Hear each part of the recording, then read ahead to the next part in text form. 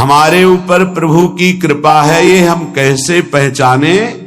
तो ये 8 लक्षण प्रकट होने लगते हैं जिस पर हरिजू की प्रियाजू की कृपा है।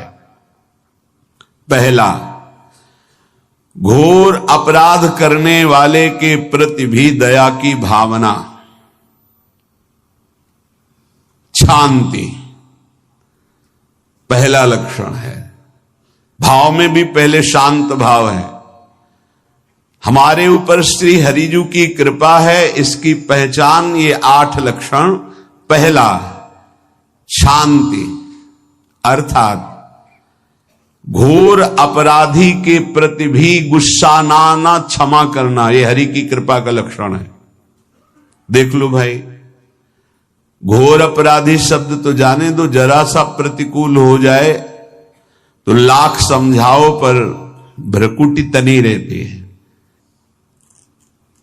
भला ऐसा है? अपराधी पर भी क्षमा का भाव होना, ये हरि कृपा पात्र में ही होगा, अन्य में नहीं। तो अगर अपने हृदय में ऐसा लगे कि ऐसा नहीं है तो हरिजू से प्रार्थना करनी चाहिए कि कृपा करो, मेरे में सामर्थ्य आवे। दूसरा, अनुसूया, वो किसी भी के प्रति कभी भी कोई दोष दर्शन ही नहीं करेगा। दोष कथन, दोष श्रवण की तो बात जाने दो। अनुसूया, दूसरों के गुणों में दोष ढूंढना ये नहीं होता। हरि कृपा पात्र में ये नहीं था। ये सब भजन के नाश करने वाले, जैसे पहला अपराधी पर क्रोध कर देना, तो माया ने भेजा इसीलिए था कि तुम्हारे साथ व्यवहार ऐसा करे कि तुम क्रोध करो। क्रोध करोगे तुम्हारी ऊर्जा शक्ति नष्ट हो जाएगी, अध्यात्म में जो चलने की थी। और कहीं तुमने संकल्प कर लिया तो भजन शक्ति नष्ट हो जाएगी। तो अगर भजन बल है तो गया, जरूर उसको दंड मिलेगा, पक्का मिलेगा, 100% मिलेगा, लेकिन आप खाली हो गए। ना भजन करने की वृत्ति रहेगी और ना भजन रहेगा, दोनों बात। अनुसूया, किसी के सद्गुणों में दोष देखना, गुणों में दोष ढूंढना, ये हरि कृपा पात्र में नहीं होता। ये बहुत मंगलमयी बातें हैं जिससे हमारा भजन मार्ग पुष्ट होता है। तीसरा, वो बाहर से और भीतर से पवित्र रहता है, हरि कृपा पात्र। शौचाचार का ज्ञान होना चाहिए, वस्त्र आपके पवित्र होने चाहिए, ये बाहरी जल रज आदि के द्वारा बाहरी पवित्रता। और निष्कपटता, निश्चलता, सत्य भाव, ये अंदर की पवित्रता है। अगर कपट है, छल है, असत्य है तो हृदय मलिन रहता है। भीतर और बाहर से पवित्र रहना तीसरी जो कृपा का लक्षण है, अर्थात वो सदैव भगवत चिंतन परायण, शौचाचार का पालन करने वाला, बाहर और भीतर से हरि कृपा पात्र पवित्र रहता है। चौथा, ऐसे कार्यों का अनुष्ठान न करे जिनमें हमारा भजन छूटता है, जिनमें सत्य छूटता है, जिनमें भगवत भाव छूटता है। जैसे आपके ऊपर कृपा हुई, आप भगवत मार्ग में चल रहे हैं, अब आप ऐसे संसारिक कार्यों का अनुष्ठान कर रहे हैं जिनमें आपकी चित्त वृत्ति बिल्कुल भगवत विमुख हो रही, तो जीवन का लाभ क्या होगा? लाभ तो है भगवत स्मरण सहित। जैसे कल एक ने प्रश्न किया कि मैं खाता तो नहीं हूं लेकिन मांस की दुकान में मांस बेचता हूं, होटल आदमी, क्या उचित है? ये उचित कैसे हो सकता है? तुम और भी तो व्यापार कर सकते हो।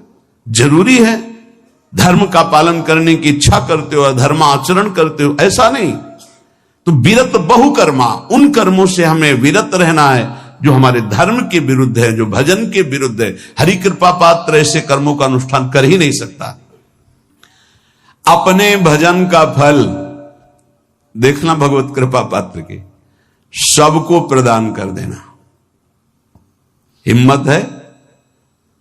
अपने भजन, इतनी मेहनत से किया हुआ भजन, भजन होने के बाद हे प्रभु इस भजन का फल हो, सर्वे भवन्तु सुखिना सर्वे सन्तु निरामया। यहां तो कहते महाराज एक माला रोज आपके लिए करता हूं कि आपकी बीमारी ठीक रहे, तो शेष किसके लिए करते हो प्रभु? शेष क्या? अगर इष्ट और गुरु के लिए तुम्हारा है कि एक माला करते तो फिर इतनी माला करते तो हमें क्या होगा? सब आपको दे देंगे तो हमें क्या होगा? तभी भजन का रहस्य नहीं जाना। छठवां, अपने भजन से अपने लिए कुछ भी ना चाहना और दूसरों की तो बात जाने दो, दूसरों से कुछ ना चाहना ये तो ठीक है, अपने भजन से अपने लिए कुछ ना चाहना है हिम्मत। देखो ये हरि कृपा पात्र में हिम्मत होती है। अपना भजन अपने प्रयोग में ना लाना, इसका भी आंतरिक रहस्य है। अपने प्रयोग में आप शरीर को लेकर के बोलेंगे, अगर स्वरूप को लेकर तो प्रयोग की कोई वहां जरूरत ही नहीं, स्वरूप पूर्ण काम है, वहां कोई अभाव नहीं। जब आप कोई भाव अपने लिए करेंगे तो देह भाव होगा, देह भाव से किसी विषय की मांग होगी। विषय पूर्ति भजन का फल नहीं होता, भजन का फल होता विषय निवृत्ति। बहुत जोर की बात है, कैसे समझ में आए? अपने भजन का भी फल अपने लिए नहीं, दूसरों से कुछ चाह रखना तो बात ही जाने दो, भजन से भी कोई अन्य सुख की चाह नहीं हुई। क्या चाहिए? भजन ही बनता रहे, भजन का फल भजन बनता रहे, खूब निरंतर जप करते रहे। सातवां, किसी भी मान सम्मान कीर्ति पद प्रतिष्ठा के मिलने पर हृदय का असंतुष्ट हो जाना, यह हरि कृपा पात्र का लक्षण होता है।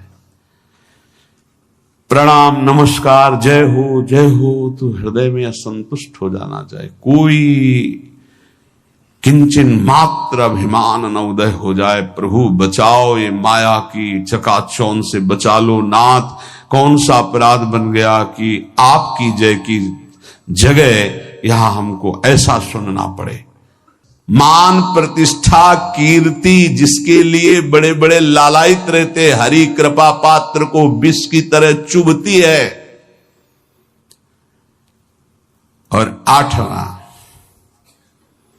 किसी भी प्राणी समुदाय से संबंध ना रखते हुए सब पर दया की भावना, सब पर कृपा की भावना, सब पर करुणा मैत्री पर किसी से ममता नहीं। ये सूत्र बहुत व्यवहार में प्रयोग करने योग्य है। सबसे करुणा और मैत्री पर किसी से ममता नहीं। करुणा तो करी भरत जी ने, मैत्री भी की मृग से, पर ममता रहित नहीं रहे। ममता कर ली तो अगला जन्म हिरण का हो गया। प्राण मात्र पर दया कृपा करुणा मैत्री पर ममता नहीं, ममता किसी से। और यहां करुणा मैत्री ये तो गायब हो गई, केवल ममता रह गई है। अपने शरीर से ममता, शरीर संबंधियों से ममता, विषय भोगों से ममता, यही जहर है। संबंध में ये ममता ही जहर है, विचारों में अहंकार जहर है, कर्मों में ये आसक्ति जहर है। संतों के कहा जाता है चरण स्पर्श से ज्यादा पावर मिलता है। अगर चरण स्पर्श न करावे तो उनकी चरण रज ले ले, नहीं कोरी भावुकता नहीं। संतों के शरीर से भागवतिक परमाणु निकलते हैं, क्योंकि हर समय भजन में रहते हैं। तो हाथों की अंगुलियों के पूर्वों में आगे, और चरण तलवे में, और चरण के अंगूठे अंगुलियों में, यहां से विशेष ऊर्जा शक्ति निकलती है उनकी भजन की। इसीलिए विद्युत परमाणु जैसा काम करती चरण रज, बिजली जैसा काम, क्योंकि तलवे में और चरण के अंगूठे में वो स्पर्श हुई चरण रज विशेष। पैर छूने से लाखों गुना लाभ चरण रज से मिलेगा। उनकी चरण का चिन्ह बना, चल रहे हैं आगे, कहीं ऐसा सौभाग्य हो कि पानी है मजा के गए, चरणामृत सीधे मिल रहा। चरणामृत अपने तो बहुत सौभाग्य कई बार ऐसे मिले, पैर के अंगूठे में सबसे ज्यादा परमाणु होते हैं संतों के। अतः जहां जहां संतों के चरण स्पर्श होते हैं वहां वहां की रज पूरे शरीर के विद्युत को उस रज में, उनके शरीर में जो ऊर्जा शक्ति भजन की वो उस रज में, इसलिए उस रज का। और यहां वृंदावन की रज तो महारानी जी की चरण रज है। सद्यो वसीकरण चूर्ण मनंत शक्तिम तम राधिका चरण रेणु मनुष्मरामी। रोज चरण वंदना वृंदावन की करके और रज लगावे, बहुत लाभ प्राप्त होगा। जो रोज रज का सेवन करता है उसके अंदर भागवतिक परमाणुओं का समावेश हो जाता है। 10,000 वर्ष एक पैर के अंगूठे के बल खड़े होकर दोनों हाथ उठा के, जो हम लोग 1 मिनट नहीं कर सकते, पैर के अंगूठे के बल खड़े होके दोनों हाथ उठा 1 मिनट नहीं कर सकते, वो 10,000 वर्ष मंत्र जपते हुए तब कहीं करदम जी को भगवान का दर्शन हुआ था। यहां 10,000 वर्ष है ही नहीं जिंदगी में, 70-80 वर्ष के खेल है हमारा। इसमें अगर हम निरंतर नाम जप कर लें तो बिना किसी तपस्या के भगवान के दर्शन हो जाएंगे। कह रहे मेरा विश्वास है कि इस कलयुग में भगवान के दर्शन बहुत सरल हैं, सहज हैं, पहले युगों से भी। अन्य युगों के महापुरुष चाहते हैं कि कलयुग में मेरा जन्म हो जाए, थोड़े प्रयास से भगवान के दर्शन, रात दिन नाम, थोड़ा प्रयास, अब 10,000 वर्ष वाला प्रयास, और 80 साल के हैं, 80 में 20-30 वर्ष तो सोने के रख लो, क्योंकि अधिकतर बाल्यावस्था ऐसी चली गई। अब जवानी में अगर होश आ जाए और नाम जप कर ले तो इसी से भगवत प्राप्ति हो जाएगी। ऐसा रोज आने लगता है कि आज भगवान मिलेंगे, आज भगवान मिलेंगे। जब भजन परिपूर्ण होने लगता है, भगवान को मिलना होता है, तो हृदय से लगता है आज भगवान मिलेंगे, आज भगवान, आज तो पक्का मिलेंगे। भगवान मिल जाते हैं। भगवान फिर कोई न कोई रूप रख करके आते हैं और वो अनुभव कराते, मैं हूं, देखो मैं हूं, अब प्रभु के सिवा मेरा कोई नहीं, मेरे तो गिरधर गोपाल, दूसरों न कोई, हृदय व्याकुल है प्रभु के मिलने। वो इतनी तक तो पहुंचना ही नहीं पड़ता, इसके पहले ही वो हृदय और मानस में छाने लगते हैं, फिर साक्षात्कार तो अपने आप हो जाता, इतना नहीं पहुंचना पड़ता। मारो नहीं, सहज सरल आनंद, व्याकुलता आनंद भरी, और उतने में आप थोड़ा करके देखो आपकी भावना में आते हैं कि नहीं प्रभु।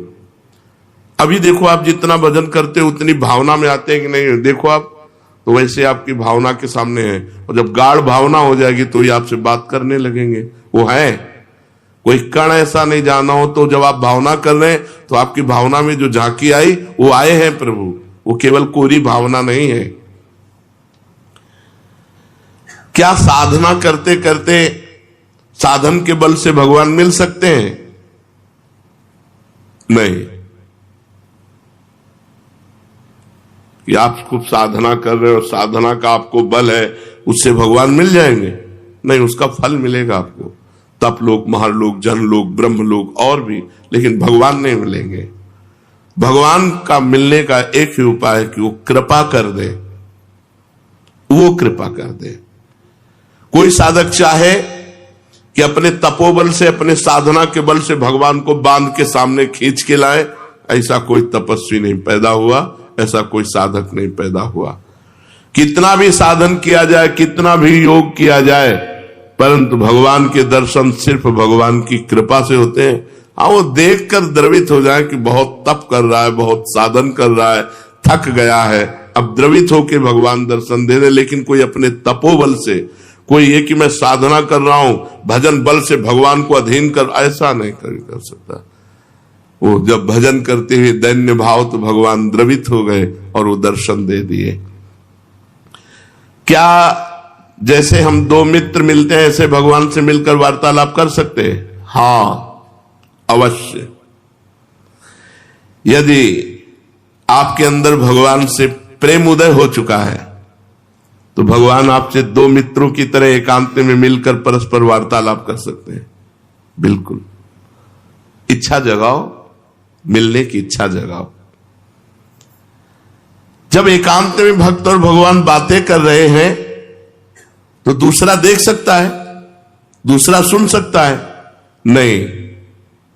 मान लो यहीं बैठकर भगवान से बातचीत हो रही हो, तो जैसे नारायण स्वामी थे, अरे भाग तू भाग, कितना भागेगा, और कपड़ा समेट के पीछे भागते, तो लोग देखते कोई नहीं सामने, तो बाबा पागल हो गया। कुसुम सरोवर तक दौड़ के आते, फिर लौटते, फिर मुखारबिंद तक दौड़ के जाते, फिर वहां। जब प्रेमी जनों ने पूछा तो बोले हमारी उसकी छुआछुई हो रही, वो देखो सामने दौड़ रहा है, मैं उसे पकड़ रहा हूं।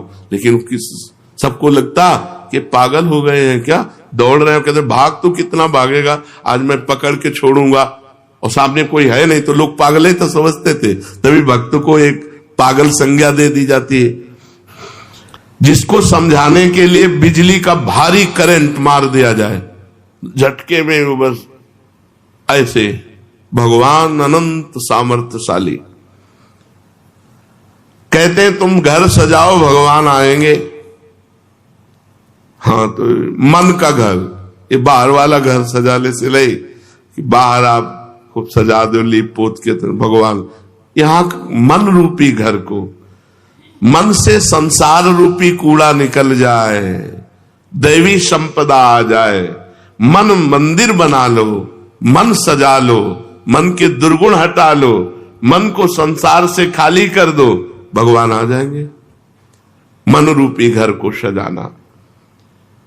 क्या भगवत प्राप्ति प्रारब्ध में लिखी है कि तुम्हें जाओ इस जन्म में भगवत प्राप्ति हो जाएगी? नहीं। भगवान का भजन संत समागम के द्वारा प्रारंभ होता है, और भजन के द्वारा हमारा भाग्य नया निर्माण होता है भगवत प्राप्ति का। वो पूर्व जन्म से नहीं होता कि अगला जन्म तुम्हें भगवत प्राप्ति हो जाएगी, वो भजन से होता है। क्या प्रारब्ध बाधा पहुंचा सकता है? इच्छा प्रबल हो, भजन कस के हो, भगवान की अनन्यता हो, तो प्रारब्ध बाधा नहीं पहुंचा सकता, नहीं पहुंचा देगा। प्रारब्ध बहुत बुरा होता है। जिसे मान लो दोनों किडनी फेल, डायलिसिस, बड़ी समस्या, बड़ा परेशान, पर भगवान की कृपा से चल रहा है, साधन भी चल रहा है जो भगवान चला रहे हैं। जैसे अगर बताओ प्रारंभ में ही हो जाता, मान लो भजन शुरू किया, प्रारंभ हो गया, मार दिया ना प्रारब्ध ने, तो प्रारब्ध बाधा पहुंचा सकता है भगवत प्राप्ति में, यदि भगवान की अनन्यता न हो, भगवान की शरणागति न हो, भगवान का भजन न हो। भगवान की अप्राप्ति के संताप का क्या स्वरूप है? जिया ना जाए। भगवान के अमिलन में, भगवान के बिछोह में एक एक निमेष युग के समान लगने लगे। ऐसा नहीं लगता। ये परम धाम क्या है? वैकुंठ लोक, गोलोक, साकेत, कैलाश, ये परम धाम है।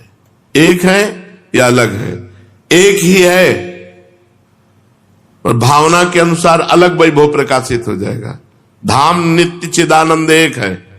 आपने भगवान शिव की उपासना की तो आपको पूरा कैलाश रूप में भगवान शिव परिकर सहित अनुभव कराएगा। राम जी की उपासना की वही धाम साकेत बनकर अनुभव कराएगा। श्याम जी की उपासना की वही धाम गोलोक बनकर अनुभव कराएगा। धाम एक है, वो चिदानंदमय है, तो भक्त जैसी भावना करता है वैसा अनुभव कराता है।